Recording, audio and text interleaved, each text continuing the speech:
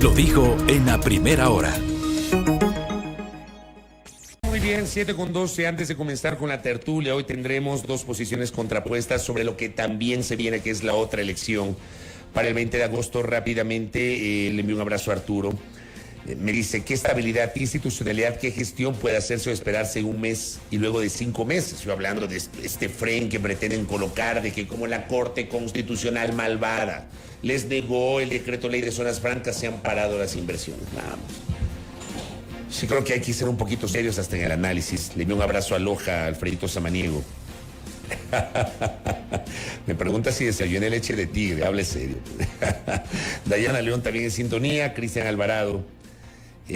Claro, me dice Cristian, la ley de zonas francas es una de las leyes que debían enviar dentro de los primeros 100 minutos de gestión. Pues yo me imaginé que lo iban a hacer, pero bueno. Dejemos esos temas de lado, querida audiencia. A ver, ¿cuál es la otra elección que vamos a tener este año, el 20 de agosto?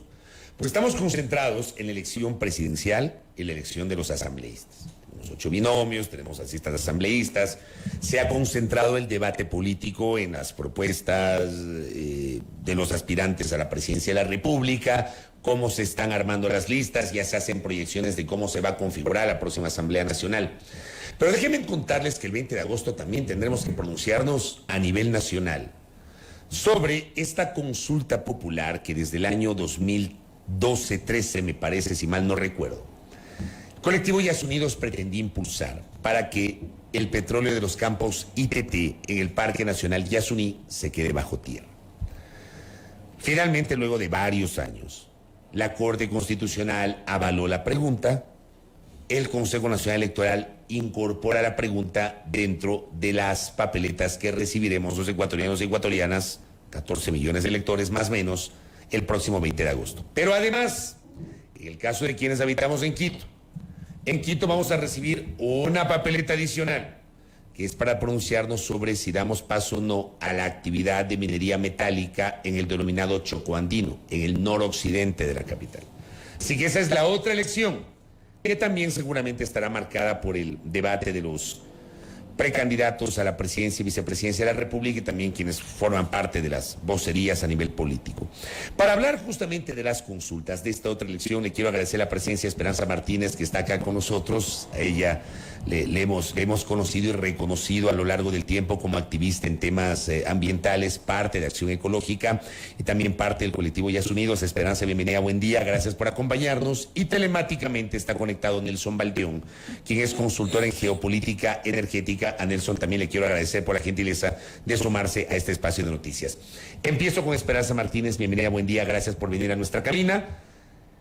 ¿Por qué dejar el petróleo bajo tierra luego de que la intervención petrolera comenzó en el último trimestre, si mal no recuerdo, del año 2013? Bienvenida, Esperanza.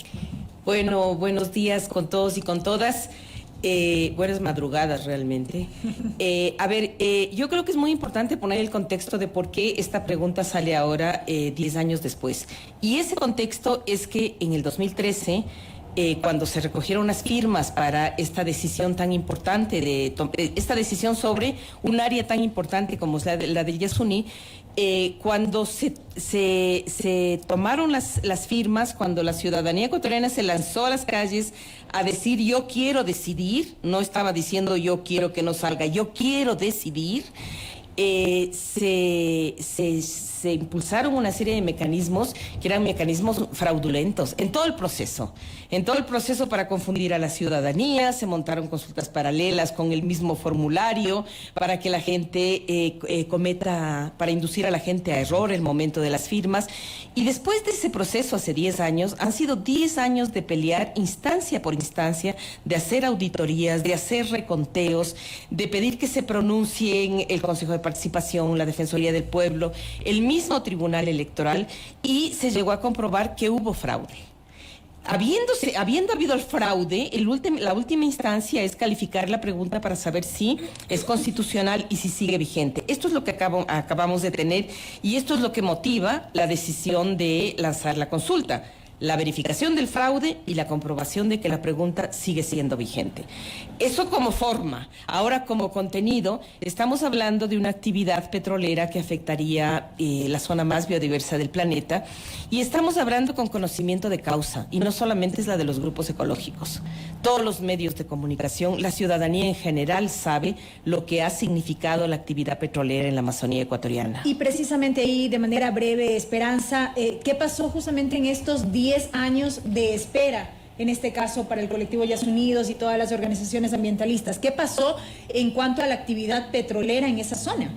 Claro, durante estos 10 años se fueron instalando operaciones que al principio se decían no iban a provocar ningún impacto, son menos que una agujita de una vacuna.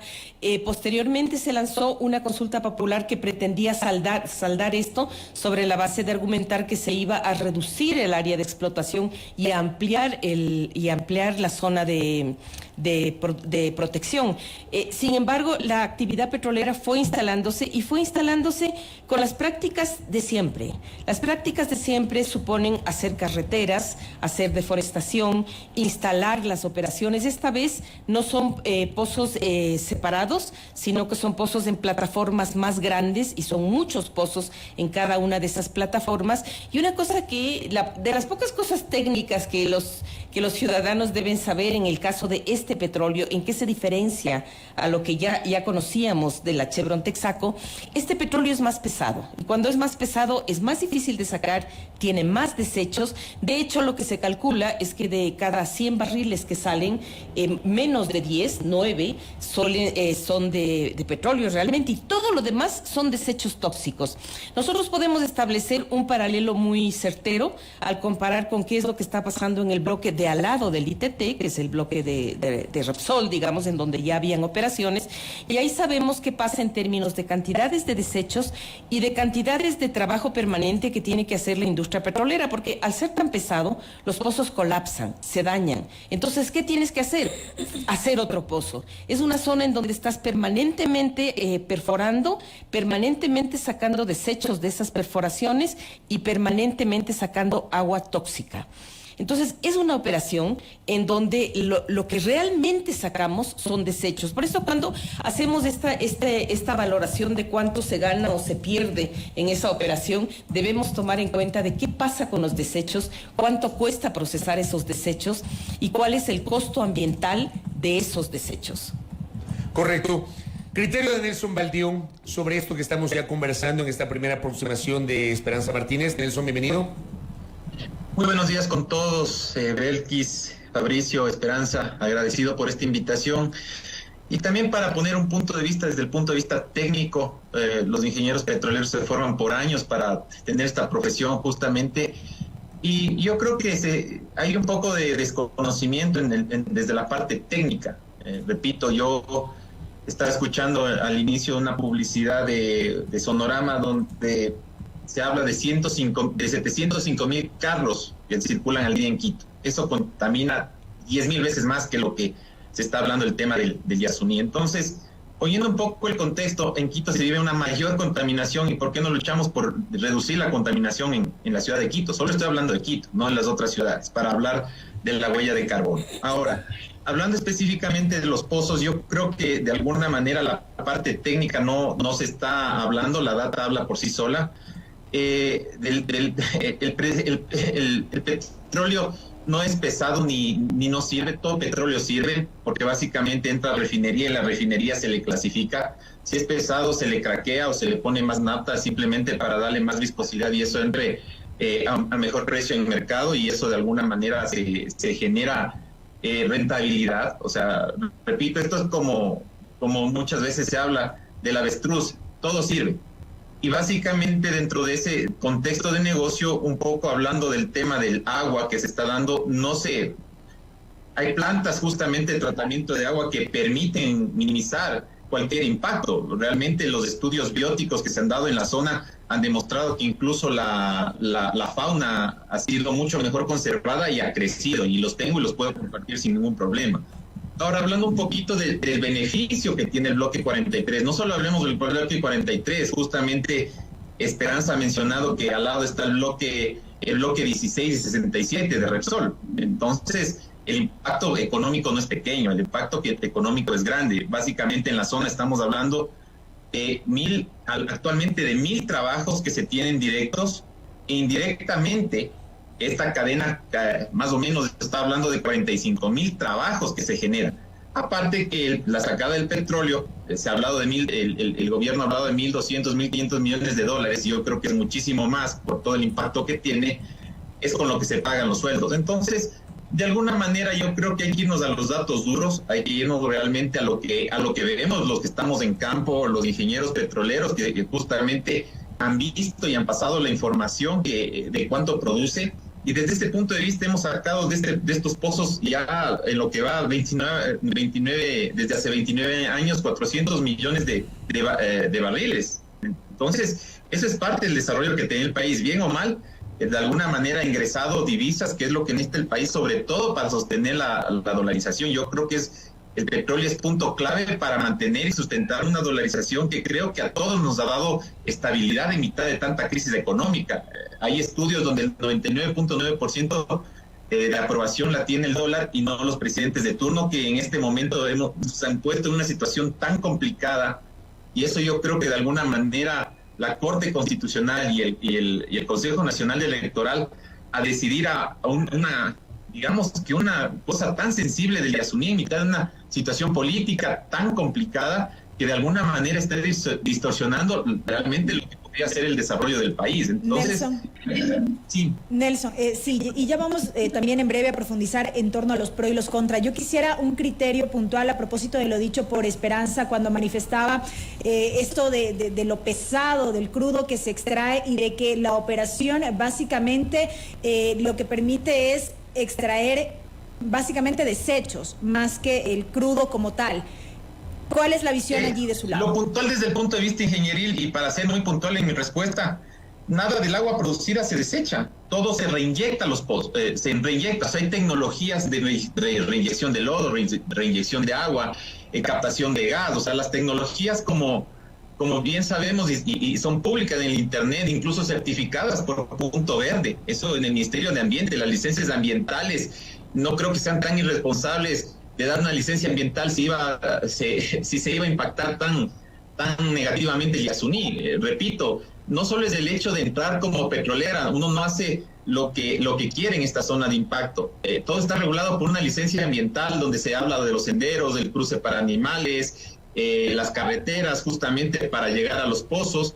Y repito, realmente yo creo que desde ese punto de vista en el tema del agua todo se reinyecta. O sea, no hay ningún desecho que se bote a los ríos. Eso yo creo que se puede ver. Incluso en este momento están periodistas de allá viendo la operación directa y se les puede preguntar directamente a ellos qué se hace con el agua.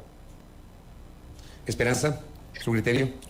A ver, y yo creo que, y los ecuatorianos sabemos, porque lo hemos visto en los noticieros, que cómo es el proceso petrolero. El gas, normalmente el gas se quema. De hecho, tenemos una sentencia que obliga que se apaguen esos mecheros porque resulta perverso pensar que se quema el gas cuando nosotros importamos gas. Pero el gas del petróleo se quema. El agua, es verdad que las nuevas operaciones reinyectan, pero hay mucha discusión sobre los riesgos de esa reinyección porque las capas subterráneas no son homogéneas. Y entonces lo que pasa con estas distintas capas es que uno reinyecta y el agua termina saliendo aguas abajo. El problema de contaminación por las aguas de formación resultado de la propia reinyección es muy grave, es algo que no ha alcanzado todavía la tecnología a resolver. Y el caso del crudo, cuando este es pesado, efectivamente se lo disuelve o se lo mezcla con otro crudo, lo que hace que el valor del crudo histórico del Ecuador haya bajado de precio, porque es un valor de peor calidad y que hayamos perdido, es decir, una suerte de petróleo subsidio. De peor calidad. Claro, una suerte de subsidio a la industria petrolera de crudo pesado, porque lo que se hace es mezclarlo con el de buena calidad y con esto se logra un intermedio que obviamente supone una baja de costos. Pero más allá de estos temas que son tecnológicos, yo sí quería anotar algunas cosas que aquí se han dicho, porque se actúa mucho con una campaña de miedo. Ahora estoy escuchando que ahora el tema es que se nos va a caer la dolarización. Ayer nos íbamos a quedar sin empleo, antes de ayer no íbamos a tener para pagar para la educación. Yo solo quiero anotar unas 2 cifras o 3 cifras para ubicarnos en la realidad. realidad de los costos. Lo que se está argumentando es que se pierden 1.200 millones de dólares al año. Si uno hace el cálculo de cuánto se pierde restando lo que se ha invertido, porque no es que el costo de extracción sean $13, el costo de extracción de Repsol, de acuerdo al mismo ministro de Petróleo, son $50. Si uno resta lo uno con lo otro, ya no son 1.200 millones de dólares, sino que es mucho menos. Los economistas actuales están argumentando que son 147 millones al año. Y sigue sonando bastante, pero si yo divido 147 millones para el conjunto de habitantes, me sale 60 centavos al mes, que realmente ya es mucho menos. No son 1.200 millones, sino 147. 147 millones es lo que han dado las últimas cifras económicas. Pero no me quiero quedar en esta contradicción de cuál es la cifra. Quiero colocar la cifra que Petroecuador entregó en la Corte Constitucional de la rentabilidad total del bloque proyectada a los próximos 10 años, y eran 7.900 millones de dólares. Y solamente para contrastar, quiero argumentar los datos que han circulado en las revistas de investigación sobre la corrupción en materia petrolera de los últimos 10 años. 15.000 millones de dólares. El doble de lo que uno podría obtener en rentabilidad. ¿Esto qué significa? Esto significa que debemos cuestionarnos si la actividad petrolera económicamente nos beneficia, políticamente nos beneficia, éticamente nos beneficia, porque es una fuente gigantesca de corrupción.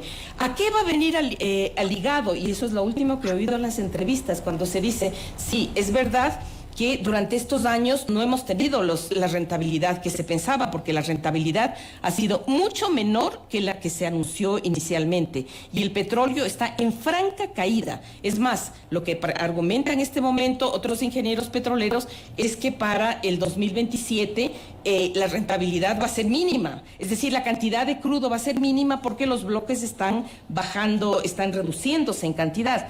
Entonces, ¿qué es lo que ahora se va a anunciar? Se va a anunciar que vamos a necesitar otra refinería, porque no tenemos una refinería para ese tipo de crudo, fuente de corrupción. Se va a argumentar que vamos a tener que hacer mayores inversiones en perforación, fuente de corrupción. Desgraciadamente, y esto pasa al Ecuador y a todos los países petroleros, la actividad petrolera está ligada a temas de corrupción. Déjeme preguntarle a Nelson Baldión si considera que tiene sustento este criterio de Esperanza Martínez. Nelson, tenga la bondad. Y las cifras. Muy agradecido. Básicamente yo, antes que eso, quería hacer una pequeña aclaración. En los pozos, no creo que debemos confundir que se reyecten el reservorio. Eso es totalmente diferente. Hay otras técnicas justamente petroleras que se usan para ser mucho más responsables con el ambiente. Ahora, todo este tema ambiental, solo para terminar la anterior intervención, son auditadas por el Ministerio de Ambiente. Entonces yo creo que hay que ser absolutamente claro que cuando hay un delito ambiental, es un delito que no prescribe. Entonces ningún funcionario público se va a atrever a hacer cosas que realmente les afecten en el largo plazo. Para dejar claro. Ahora, mi estimada Esperanza, yo creo que desde el punto de vista geopolítico, hay una demanda de 100 millones de barriles al día de petróleo. Se proyecta que de aquí, y son datos públicos, se pueden ingresar, básicamente se incrementará casi el 7%. Estamos hablando de aproximadamente 106 millones de barriles de petróleo. Entonces yo creo que el petróleo sigue siendo necesario y se me hace ilógico y retroceder nuevamente, que el país, viendo la demanda que tiene el mundo, nosotros nos quedemos nuevamente en una fuente que está siendo usada por todo el mundo. Incluso yo creo que se refieren a una entrevista que se tuvo el día domingo, yo lo comenté, si es tan ilógico, ¿por qué las Naciones Unidas están fomentando la COP28 en Dubái? ¿Dónde es un país netamente petrolero? Porque justamente todo el mundo se ha volcado a Arabia, a Dubái, a Rusia, que son los mayores productores de petróleo, justamente para buscar la manera de tener ingresos y sostener las monedas, no solo el dólar, justamente para tener que dar de comer a las personas, o sea, porque son fuentes de empleo y trabajo. Yo más o menos he escuchado el tema de la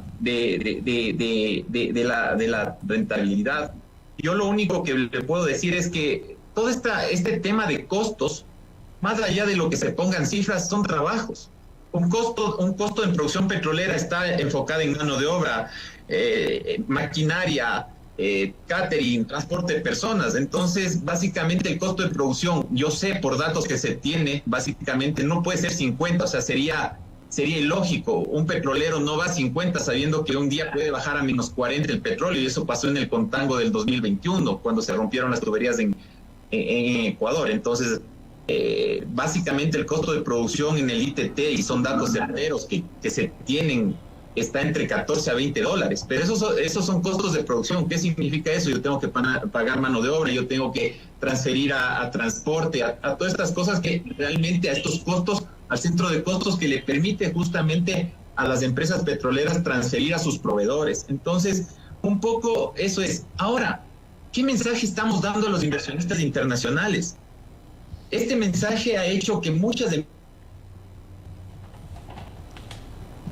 Ahí se me quedó congelado, Nelson. ¿Algún problema con el...? empresas Ahí está. no vean en el Ecuador. No vean en el... Nelson, ¿me escucha?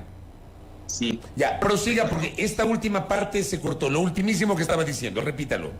Lo de la seguridad jurídica. Sí, por favor. Sí, o sea, repito, ya sí tenemos un riesgo país. O sea, no nos fijemos en el tema de discursos, y podemos dar un montón de cifras nosotros y discutir este tema y debatir, pero solo fijémonos en un punto importante: el riesgo país. El riesgo país es reflejo de todo este caos político, de todos contra todos, y realmente desde el punto de vista pragmático, 1.950 puntos es para que ningún país, ninguna empresa se fije en el Ecuador. Y esto viene atado justamente cuando le dicen a usted que potencialmente las reservas con que se pueden pagar los préstamos que son colateral al FMI, le dicen que no se van a poder explotar, simplemente le cortan esos préstamos y simplemente le aumentan el riesgo país. ¿Qué empresa, qué país se va a poder fijar en el Ecuador para traer no solo en el petróleo, que es la mayor industria, impacta el 35% del PIB? Son casi 300,000 trabajos que se generan a través de esta industria. Y yo creo que desde ese punto de vista hay que ser bien preciso en la palabra. No porque algunos hayan cometido corrupción, toda la industria sea corrupta. O sea, yo creo que ahí se ofende justamente a los ingenieros petroleros, a los técnicos y a mucha gente que está estudiando ingeniería de petróleo porque simplemente no tienen los pasaportes ni el dinero para migrar a otro país a trabajar en otra cosa. Ellos se están preparando como técnicos petroleros para poder entrar y tener la esperanza de tener de qué vivir. Entonces, repito, no son miedos, son cosas reales. Yo en la pandemia viví cómo el susto de la pandemia hizo reducir el consumo de petróleo, y solo fueron 10 millones de barriles. En el Ecuador casi 2,000 personas tuvieron que dejar su trabajo. ¿Saben lo que era la depresión, la tristeza, la incertidumbre de saber no tener un ingreso para la familia, que tener que comer? Repito, no son miedos, son cosas reales. Y hay que ser sumamente pragmáticos. El mundo vive justamente de este ciclo, benigno o maligno, como se le quiera ver, pero así funciona el mundo. Y el mundo funciona a través de la energía para poder generar todas las fuentes de trabajo que se genera. Repito, estamos hablando del Yasuní. Yo tengo un cuadro que con gusto les puedo mostrar. El Ecuador es uno de los países, a pesar de que está explotado, aproximadamente, como les digo, todo este tiempo de casi 29 años del Yasuní, porque no solo es la zona de ahí está el bloque 31, 16, 67. Es uno de los países más diversos, mucho más diversos. Quito contamina mucho más que lo que se está contaminando en esa zona, como supuestamente se está tratando de informar. Correcto, Nelson. Esperanza, voy con usted. Hasta este momento hemos compartido con la audiencia dos visiones evidentemente contrapuestas, totalmente contrapuestas, y lo que deriva en que tengamos una serie de comentarios por parte de los internautas de un lado y del otro. Aquí yo le quiero compartir, por ejemplo, un par de mensajes de lo que tiene que ver con usted y lo que ha sido hasta este momento su intervención, porque de alguna manera le cuestionan una falta de conocimiento de aspectos técnicos. Por ejemplo, le dicen por acá la cantidad de empleos directos, y le preguntan de dónde el país retribuirá los empleos, el dinero que aporta el ITT, de dónde será restituido. ¿Estamos preparados para vivir de la agricultura y el turismo, por ejemplo? ¿Qué responde usted? A ver, estamos preparados, la transición está en marcha. Lo que se dice es que efectivamente esta operación es menos del 1% del PIB. Es posible recuperarle muchas otras actividades. Para comenzar, en corregir los temas de corrupción. Ahí tendríamos ya bastante y habríamos resuelto bastante. Y creo que el tema aquí es que hay muchas actividades que generan muchísimo más empleo. Solamente para poner un ejemplo, la reforestación genera como 10 veces más empleo que la industria petrolera. Ahora, lo que creo que necesitamos saber es sincerar las cuentas y ver cuáles son las potencialidades reales del país. La actividad petrolera no se produce, la actividad petrolera se extrae. Es un recurso no renovable, es un recurso que se agota. Uno no puede pensar que su economía sea sana si está asentada sobre un recurso que se está agotando. La posibilidad de activar verdaderas actividades que sí son productivas es lo que puede hacer un horizonte de país más saludable. Y sí creo que es muy importante, si lo vemos esto en un contexto global, porque es lo que mi compañero de panel estaba señalando, estamos hablando de destruir una zona que puede ser importantísimo en otros términos. No solo me refiero al turismo, yo creo que la conservación misma es algo que no se debe catalogar desde el punto de vista económico, sino que tiene muchos otros beneficios. En esta zona está uno de los ríos voladores que se llaman ahora, que la NASA los tiene ya fotografiados, más grandes, que es el que nos trae lluvias. Nosotros sin lluvias vamos a estar fregados. Este es un regulador climático, que es el que nos controla los temas climáticos, no solo globales, sino también locales. Entonces, ¿cómo vamos? No todo es suma y resta de dinero. Y claro, vamos a destruir una zona como esta por 6 días de consumo petrolero a nivel global, porque la referencia que se hacía es el mundo entero necesita petróleo, claro, pero vamos a destruir el área más biodiversa, el río volador más grande por 6 días de ese consumo, pero sobre todo de países del norte. Se va a destruir el río volador. Cuando hay deforestación, cuando hay destrucción del ambiente, lo que se hace es interrumpir ese flujo de agua, porque el sistema de los ríos voladores es un sistema que funciona mucho con los bosques maduros, con los bosques que están cargados de epífitas. Estoy extrapolando porque los datos económicos nos permiten siempre eso, extrapolar. No es que vamos a dejar de tener empleo porque se cierra este campo. Estamos extrapolando datos. Y sí creo que es muy importante pensar qué mensaje nosotros le damos al mundo, y el mensaje que el mundo está reclamando es un mensaje, sí, de seguridad jurídica, pero la seguridad jurídica no sé a quién se le ocurre que solo con las empresas. La seguridad jurídica es con el sistema jurídico. Este es un parque nacional. El parque nacional tiene como objetivo la conservación.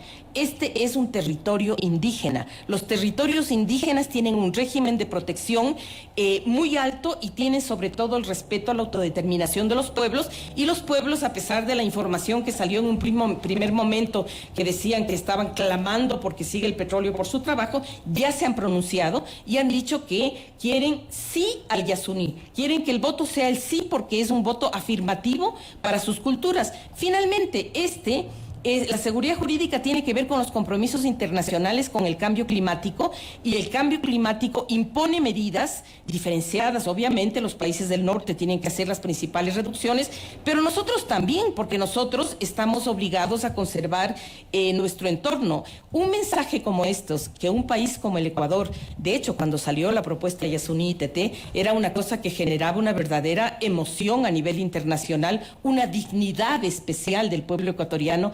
Ese es el tipo de mensaje que nosotros estaríamos dando si resolvemos que en un parque nacional, territorio indígena, área más biodiversa del planeta, una zona de reserva de agua, decidimos con voto ciudadano. Es decir, es bello pensar que esta vez vamos a ir a votar por algo que tiene que ver con nuestro futuro, no solo por el próximo año de ejercicio político electoral. Decidimos que preferimos, que le apostamos a este escenario de futuro que tiene que ver con el respeto a la naturaleza. Y pensemos que el Ecuador pasó al mundo a ser conocido como un país en donde la naturaleza se respeta, y ya antes venía con ese mismo nombre. Nosotros tenemos Galápagos, nosotros tenemos Amazonía, somos un país muy rico desde el punto de vista de naturaleza. Ese es el mensaje que yo creo nos va a ayudar como país. Correcto, Esperanza. Y ahora quiero hacer este mismo ejercicio que hice con Esperanza, ahora con Nelson. ¿Qué dicen los internautas en la interacción en redes sociales a propósito de esta discusión? Le dicen, impacto es impacto, y ni decir el desastre de corrupción dentro de las instituciones petroleras. Sueldos privilegiados y llenos de corrupción. Quienes viven en otras provincias solo quieren extraer el petróleo, pero nunca se ha escuchado retribuir en obras a las provincias petroleras. ¿Qué responde Nelson Baldión? Repito, los sistemas de administración pública son los que fallan. El tema de exportar el petróleo y el ingreso de divisas está ahí. Hay que separar totalmente eso. Y yo creo que desde el punto de vista, repito, yo estoy compartiendo este momento un cuadro, espero lo puedan ver, a pesar de que está la explotación petrolera en el Ecuador, yo creo que el gran trabajo que el MATE ha realizado durante los años ha hecho que se siga manteniendo como un país megadiverso. Ustedes ven que las cifras de turistas no han bajado para la visita a Galápagos, que es la mayor fuente de ingresos por turismo, no así el Orellana y el Coca, que es mínima, pero creo que de alguna manera refleja que el Ecuador está al 75% de fuentes de bajas de carbón. Entonces yo creo que de alguna manera eso contrasta justamente con el 0.01% del total del parque que se está explotando. Entonces yo creo que desde ese punto de vista el tema de lo que justamente mi compañera panelista estaba avisando. Ahora, en el términos, yo creo que me asusta mucho más sacar las operaciones petroleras por dos razones. Una, si hay contratos con empresas internacionales ya realizadas, que son convenios, estamos hablando de seguridad jurídica, tanto en el carbono como en el petróleo. Si en este momento les pido que salgan, ¿saben cuánto se nos vienen demandas internacionales? Ese número deberíamos poner entre los 2.500 a 3.000 millones de dólares, y ya nos ejecutaron una vez 2.000 millones de dólares. Entonces yo creo que hay que poner ojo a eso porque es una gran cantidad de dinero. Dentro de lo que yo lo que les quiero decir es que dejando o no de explotar el Yasuní no se resuelve el problema de corrupción. Esa es otra cosa, son estamentos de Estado. Yo lo que velo es por todos los funcionarios gubernamentales que reciben ese ingreso en dólares. Repitamos, no es el término, hablan de que el miedo a la dolarización, yo creo que se pone en gran riesgo, y sí hay un posible riesgo de dolarización, porque la mayor fuente de ingresos a través de divisas petroleras es la sustentabilidad del dólar. Entonces, desde ese punto de vista, hay que ser extremadamente cautos, porque lo que sí va a pasar cuando salgan las Fuerzas Armadas, que están obligadas a cuidar los campos petroleros, las facilidades petroleras, los oleoductos, cuando salga la seguridad petrolera, cuando salgan las petroleras, dejen de ir helicópteros, y cuando hay algo que se mencionó, los WOW no han sido contactados para este tema, y ellos sí están dispuestos a votar no, porque sí les beneficia esta operación. Cuando salgan ellos y estén desprotegidos, ¿quiénes van a ir? Ahí sí va a haber un gran negocio y va a haber 1 millón de hectáreas. 1 millón de hectáreas de Parque Yasuní para la tala ilegal, para la minería ilegal, que eso sí es peligroso y eso ya nadie puede entrar, porque ellos sí tienen armas y Correcto. están financiados por fuentes de narcotráfico. Correcto, Nelson. Cierro esta parte, tengo que cumplir con un auspiciante ahora mismo, una breve pausa.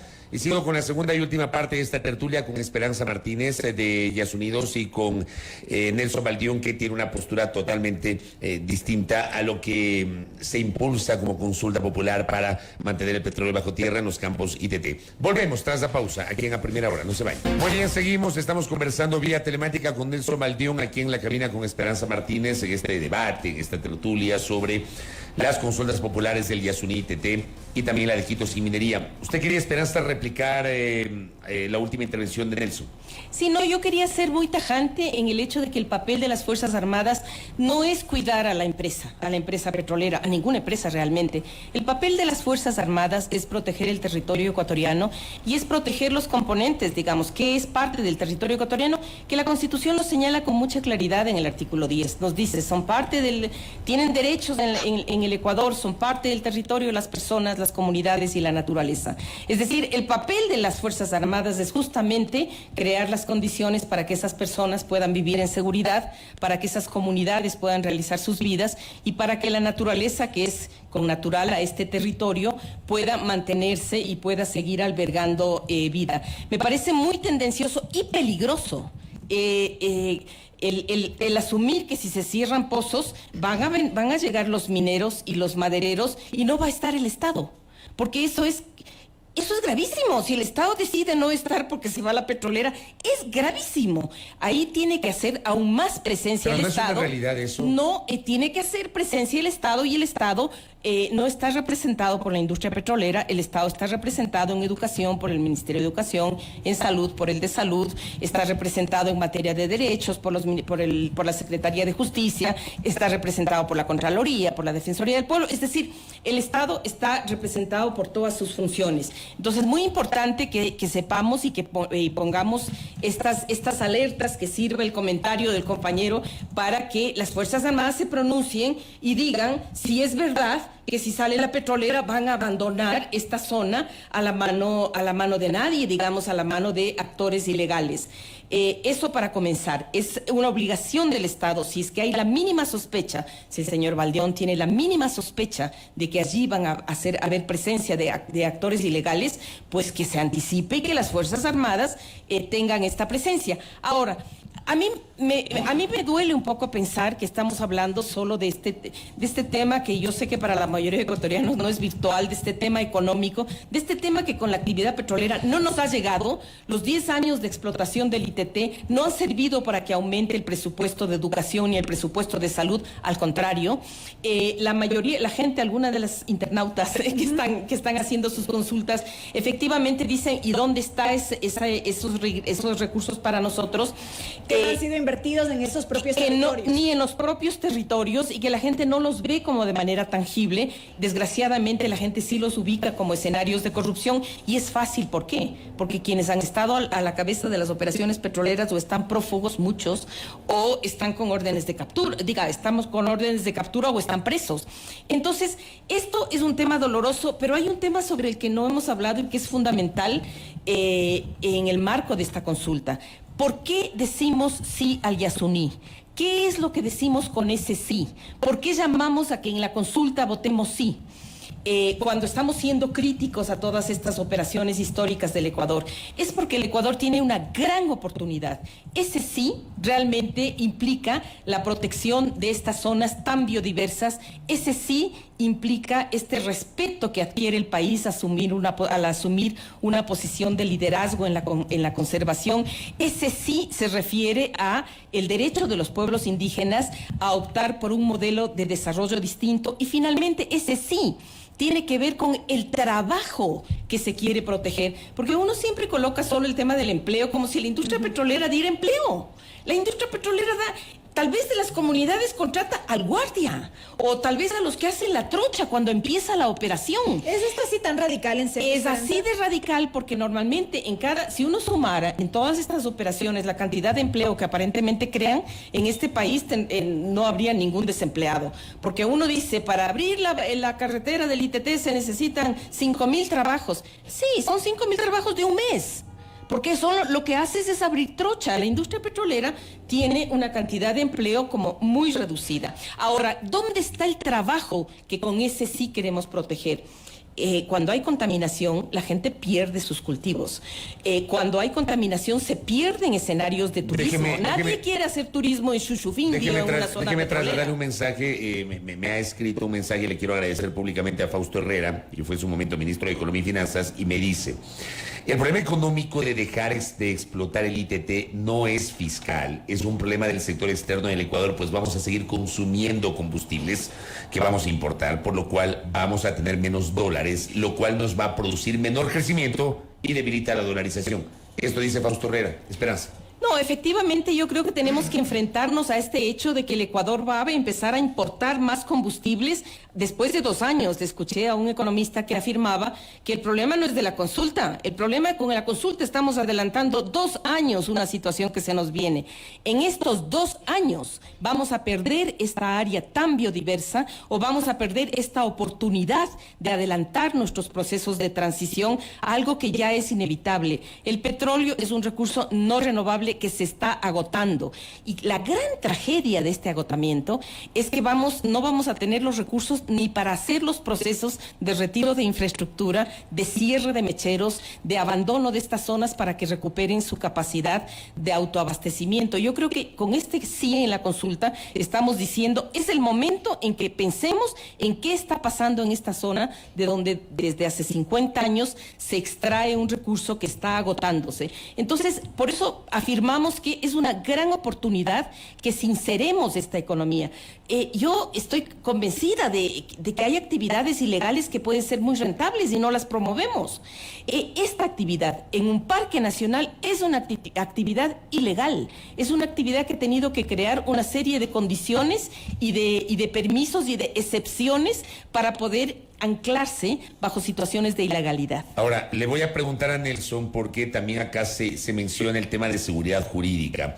Y hay que recordar el fallo de la Corte Constitucional. Le agradezco a Vladimir Andosilla que me recuerda que la Corte Constitucional ha señalado que la afectación es al Pozo 43, cuyos contratos terminan en el 2023 y 2024. Y efectivamente, en el punto 87 del dictamen de la Corte dice, en relación a los contratos del punto II, de la información señalada se conoce que existen aproximadamente 900 relaciones contractuales que están ejecutándose respecto del bloque 43, sin que se haya suscrito contrato alguno de participación, sino exclusivamente de prestación de servicios. De una revisión general de esos contratos, la Corte, realizando un esfuerzo razonable, dado que la información presentada resulta insuficiente, observa que la mayoría está por terminar entre los años 2023 y 2024. Añade en el número 88.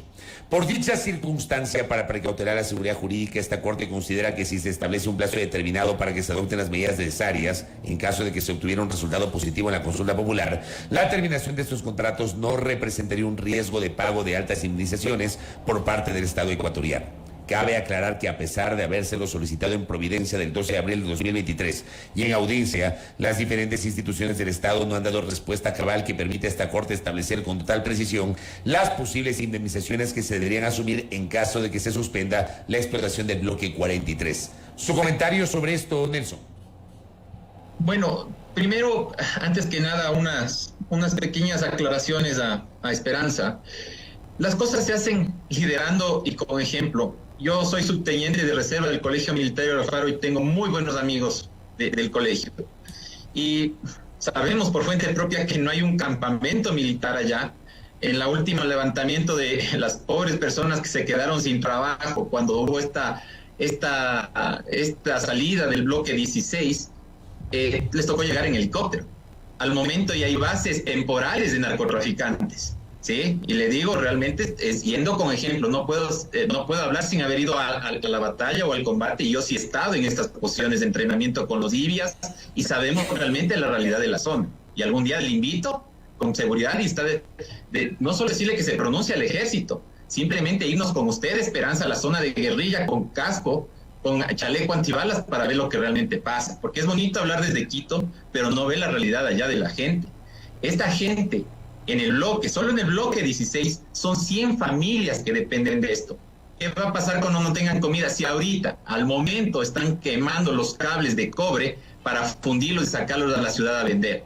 Ese yo creo que es un punto importante. Y repito, conmino a las Fuerzas Armadas a que se pronuncien y sobre todo nos inviten. Y yo, personalmente, iré con usted a la zona con chaleco y casco a enfrentar las balas para que vean la realidad de los mineros ilegales, la deforestación y sobre todo el narcotráfico, que son fuentes de influencia que se pueden pagar sueldos a estas familias que se quedan sin trabajo. Con respecto al tema de la inversión internacional que me estabas preguntando, estimado Fabricio, yo estoy poniendo una lámina justamente. Personalidades como John Kerry, lo he hablado con la secretaria de Energía de los Estados Unidos, que están enfocados en el cambio climático, que están buscando la mejor manera de equilibrar la industria petrolera. Ahora incluso las petroleras, ya no las llamemos petroleras, todas han migrado a ser empresas energéticas.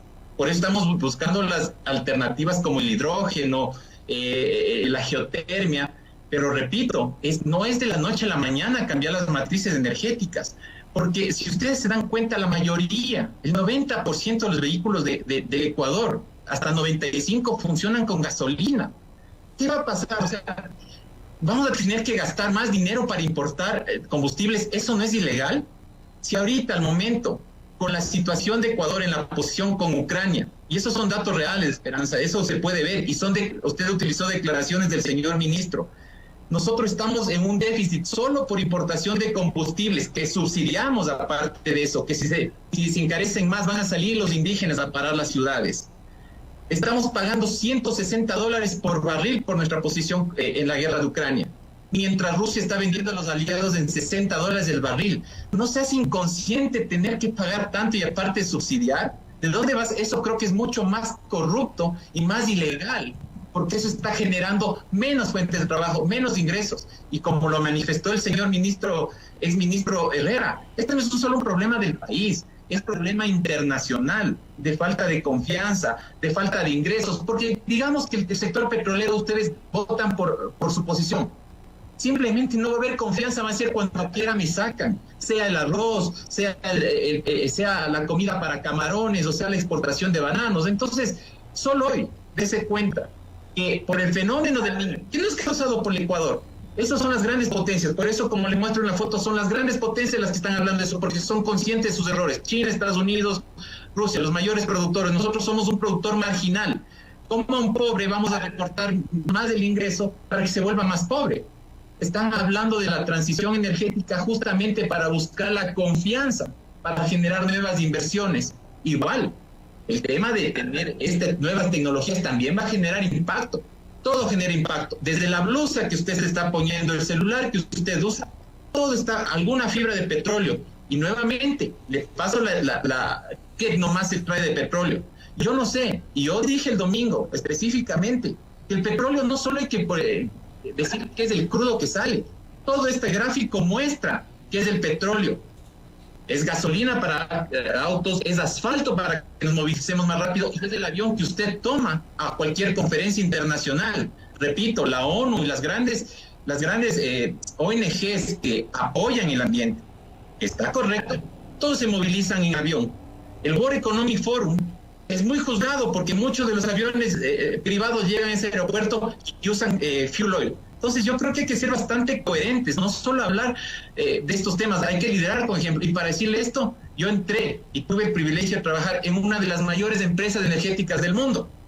Entonces yo hablo con argumentos y con papeles, porque realmente yo sí he pasado experiencias que realmente me hacen decirle, votar no, es decir, sí al trabajo, es que la gente tenga ingresos y sobre todo mantener la sustentabilidad del dólar, que nos ha dado mucha tranquilidad en procesos de cambio tan abruptos como la muerte cruzada. Correcto. Me quedan 2 minutos, uno para cada uno, para una reflexión final. Esperanza, tenga la bondad de 1 minuto.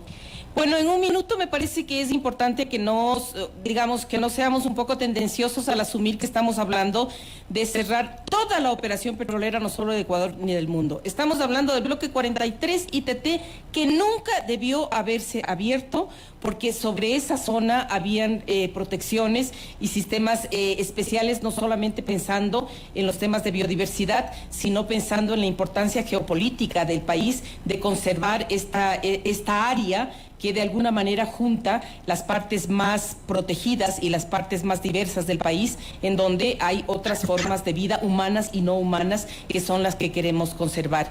Mi último comentario es que nosotros con el sí garantizamos esos escenarios de futuro que son para nosotros, que son para nuestros hijos, que son para nuestros nietos y que son de alguna manera el dibujo del país que queremos, el dibujo del país al que queremos, en el que queremos inscribirnos a futuro. Gracias, Esperanza. Nelson Baldión, su turno, sus conclusiones en 1 minuto. Bueno, primero agradecer este espacio oculto, que así se deben llevar los debates, con argumentos y realmente tratar de hacerle mejor a nuestro país. Yo creo que el mayor activo que tiene el Ecuador son los recursos hídricos, y eso está demostrado, hasta creo que en exceso, porque tenemos demasiada agua. El tema es que no los hemos sabido manejar. Y lo único que les quiero decir, votar no. Para mí es que los jóvenes que este momento están esperanzados en tener un trabajo, que ya están 4 años por graduarse de ingenieros petroleros, pues tengan una esperanza de trabajo. Y yo no soy tendencioso, simplemente digo la verdad porque así lo he hecho. Y mi hoja de vida y mis experiencias me han permitido ver que todas estas circunstancias en el país, en el mundo, son pragmáticas.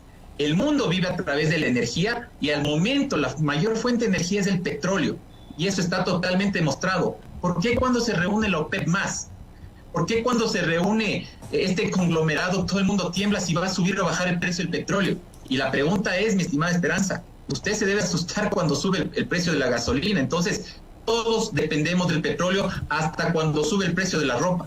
porque todo eso nos impacta en la cadena logística global de un mundo totalmente interconectado, que repito, funciona a través del petróleo y en el Ecuador específicamente. No se dice que se va a cerrar solo el bloque 43, repito, hay que ser muy claros, es el 36, 16 y 67. La ventaja de esos campos es que hay reservas probadas. Las otras partes de la industria no se ha hecho exploración y ya están declarando los campos porque son maduros. Entonces, mi mensaje es por el no, por mantener trabajo y mantenernos estables y sobre todo generar fuentes de empleo. Nelson, gracias. ¿Iba a decir algo, Esperanza? No, solamente es el bloque 43 ITT. Eso dice la consulta, esa es la pregunta. El querer incorporar otros bloques es de alguna manera generar este estado de zozobra sobre qué mismo pasa. Yo quiero aclarar, la pregunta es, ¿está usted de acuerdo en dejar indefinidamente en el subsuelo el petróleo del bloque 43 ITT del Yasuní? Punto. Gracias, Esperanza Martínez, del colectivo Yasunidos, presente acá. Gracias a Nelson Maldío, consultor en geopolítica energética, telemáticamente conectado con nosotros. Gracias a nuestros invitados. Gracias. Tienen ustedes la posibilidad de hacer su propio análisis, su propia valoración, tras escuchar justamente estas dos visiones en torno a la consulta popular del Yasuní ITT, sobre lo que también tendremos que pronunciarnos el 20 de agosto.